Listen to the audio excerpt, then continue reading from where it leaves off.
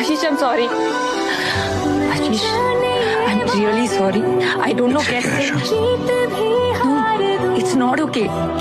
I know it's not okay. मुझे नहीं पता कैसे क्यों, but I know that I really.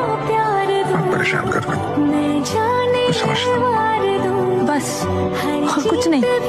कुछ तो बोलो, चिल्लाओ मुझ पे, लड़ो मुझसे, उल्टा सीधा बोलो मुझे. माफ करो ना करो, मुझे माफी तो मांगने दो. माफी मांगने की कोई बात ही नहीं, मुझसे बेटर और कौन समझ सकता है, फीलिंग्स बदल जाती है, लेकिन इसका मतलब ये नहीं कि जो थी वो सच्ची नहीं थी. बहुत गिल्टी फील कर रहा हूं, और वैसे भी लड़के क्या फायदा, जो हुआ वो बदल तो नहीं जाएगा.